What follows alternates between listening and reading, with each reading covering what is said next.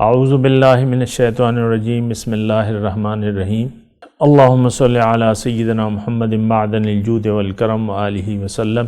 سامعین و ناظرین اکرام، السلام علیکم ورحمۃ اللہ وبرکاتہ۔ آج کا ہمارا موضوع یہ ہے کہ بندگی کیا ہے۔ بندگی، انسان کو اللہ تعالیٰ نے بندگی کے لیے پیدا کیا ہے۔ وہ شعر بھی ہے نا کہ زندگی آمد برائے بندگی، زندگی بے بندگی شرمندگی۔ اصل میں اگر آپ حقیقی طور پہ سوچیں تو بات یہ ہے کہ ہمیں نہ بندگی کی کوئی پرواہ ہے، نہ عبادت کی کوئی پرواہ ہے، نہ خود ہے، نہ اپنے بچوں کو جو اولاد ہے ان کو بھی علم نہیں ہے کہ بندگی کوئی چیز ہے یا کیا ہے کیا نہیں ہے۔ اس کو آپ دیکھ لیں اس سے پہلے کہ میں بندگی کے بارے میں کچھ بات کروں تو اس کے بارے میں ہمیں سوچنا ہوگا کہ آخر کیوں یہ ساری چیزیں ہمارے بحث سے باہر ہیں، یا ہم اپنے بچوں کو، آپ دیکھیں اپنے بچوں کو ٹھیک ہے قرآن کا ناظرہ سکھا دیتے ہیں یا اس کے بارے میں، لیکن اور بھی آپ کھانا جو ہے وہ سکھاتے ہیں جو آپ کے بچے ہیں، پھر آپ ان کی تربیت بھی کرتے ہیں کہ وہ کوئی اگر ایسی غلط انداز میں بات کریں تو آپ اس کی تربیت کرتے ہیں کہ بچے ایسا نہ کہو، ایسا نہیں کہتے یا اس طرح۔ اور پھر سارے معاملات میں ہم محتاط رہتے ہیں، بچے کی ظاہری تعلیم کے بارے میں بھی محتاط رہتے ہیں، اور بھی بچے کی جو ضروریات ہیں اس کے بارے میں بھی ہم محتاط رہتے ہیں۔ لیکن بات یہ ہے کہ بندگی اور عبادت یہ تو ہمارے زندگی کی اصل ہے نا، اس کے بارے میں کوئی نہ بحث ہوتی ہے نہ ہم کوئی پوچھتے ہیں۔ اس کو تو ذرا آپ محسوس کریں نا، یہ دونوں چیزیں، بندگی عبادت ایک ہی چیز ہے تقریباً، اس میں کوئی خاص فرق نہیں ہے، لیکن اس کے بارے میں میں سوچ بھی نہیں سکتا کہ کوئی ماں یا باپ اپنے بیٹے کو، خود بھی آگاہ نہیں ہے، خود بھی اس کے بارے میں کوئی ہمیں احساس نہیں ہے، بڑوں کو مرتے مر جاتے ہیں، لیکن بندگی کی ڈیفینیشن اس کے بارے میں نہ ہم پوچھتے ہیں نہ غور کرتے ہیں کہ بھئی بندگی کیا ہے۔ آج میں نے موضوع رکھا ہے نا مثال کے طور پہ، تو یہ سوال جو ہے انسان مرتے مر جاتا ہے لیکن یہ نہیں سمجھنے کی کوشش کرتا کہ بندگی بہت ضروری ہے۔ تو بہرحال یہ ایک لمحہ فکریہ ہے کہ ہمیں نہ معلوم ہے بندگی کے بارے میں، دوسری بات یہ ہے کہ ہم معلوم کرنا بھی نہیں چاہتے، اگر میں بہت ہی نرم الفاظ میں کہوں، نہ ہم خود اویئر ہونا چاہتے ہیں، نہ خود جاننا چاہتے ہیں بندگی کے بارے میں، اور نہ جانتے ہیں نہ جاننا چاہتے ہیں، یہ دو باتیں۔ تو بہرحال اس بات پہ سوچنے کی بڑی ضرورت ہے۔ اس کی وجہ یہ ہے کہ بندگی ہی انسان کی کامیابی کا ذریعہ ہے، انسان اگر بندگی نہ کرے تو وہ ناکامیاب ہو جائے گا زندگی کے مقصد میں، اور اس کو کچھ حاصل نہیں ہوگا، دنیا سے وہ کچھ بھی لے جا نہیں سکتا، عام طور پہ نا، خاص طور پہ میں کہہ رہا ہوں، جس کی زندگی میں بندگی نہیں ہے یا بندگی سے وہ واقف نہیں ہے یا واقف نہیں ہونا چاہتا، ٹھیک ہے یہ دنیا تو مہلت ہے، اللہ تعالیٰ نے یہاں مہلت دی بھی ہے۔ اللہ تعالیٰ نے قرآن میں فرمایا کہ حق تو تمہارے رب کی طرف سے آ گیا، اب تمہاری مرضی ہے، اس کو مان لو یا نہ مانو۔ وَقُلِ الْحَقُّ مِن رَبِّكُمْ فَمَنْ شَاءَ فَلْيُؤْمِنْ وَمَنْ شَاءَ فَلْيَكْفُرْ۔ تو بہرحال دیکھیں، انسان ہم عام طور پہ یہ بھی نہیں سوچتے کہ میری زندگی کا ایک نتیجہ ہوگا، اس کی وجہ کیا ہے؟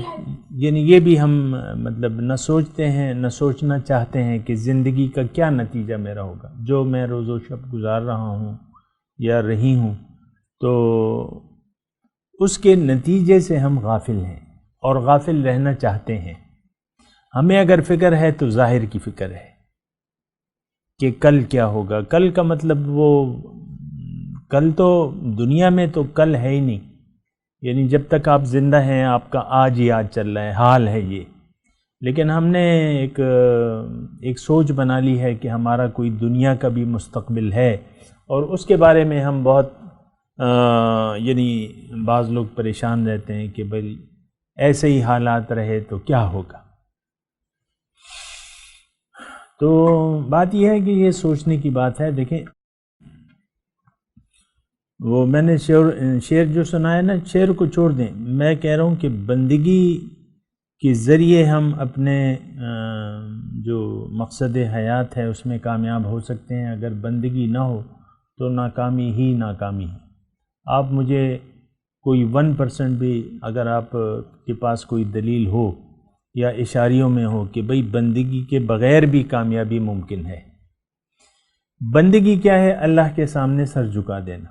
ایک مطلب اگر میں عام طور پہ اس کی بات کروں کہ آپ کا سر جھک جائے اللہ تعالیٰ کے حکم کے سامنے، عام طور پہ تو یہ سوچ نہیں ہے، کیونکہ اللہ کے سامنے سر جھکانے کا اول تو ہم مطلب ہی نہیں سمجھتے کہ اللہ کے سامنے سر جھکانے کا مطلب کیا ہے۔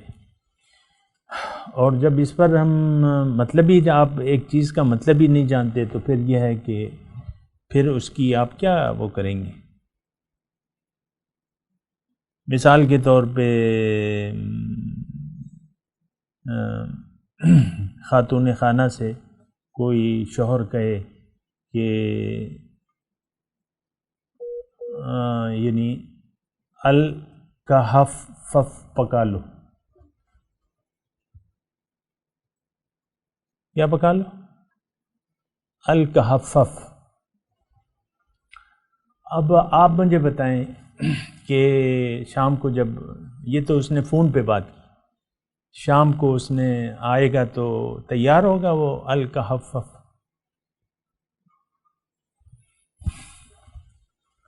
کیونکہ وہ بھوکا آئے گا تو اس نے تو آرڈر تو دے دیا کہ بھئی پکا لو، لیکن اب اس نے پوچھا بھی نہیں کہ بھئی یہ ہے کیا چیز۔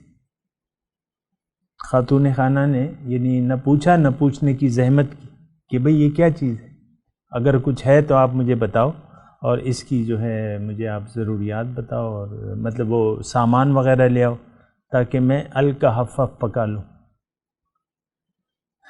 تو یہ میں نے آپ کو ایک مثال دی ہے۔ بندگی کے آپ معنی ہی نہیں جانتے،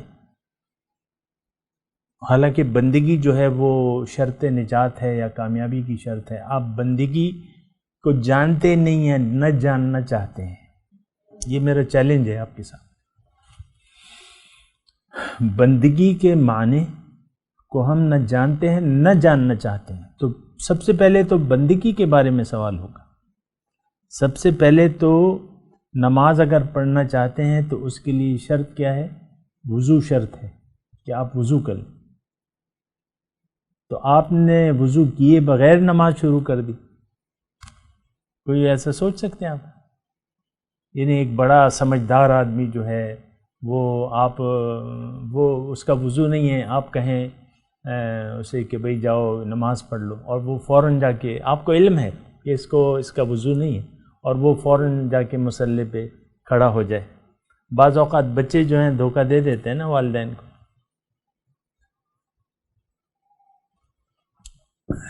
تو اسی طرح بڑا اگر کوئی نماز کے لیے کھڑا ہو جائے تو پھر تو مطلب وہ تو نماز ہی نہیں ہوگی۔ بندگی، ہم تو بندگی کی بات کر رہے ہیں، بندگی کا معنی ہی آپ کو نہیں معلوم تو آپ کیا خاک بندگی کریں گے؟ معنی ہی نہیں معلوم آپ کو، یا اس کی حدود یا شرائط و ضوابط ہی نہیں معلوم، یا اس کے بندگی کے تقاضے بھی آپ نہیں جانتے۔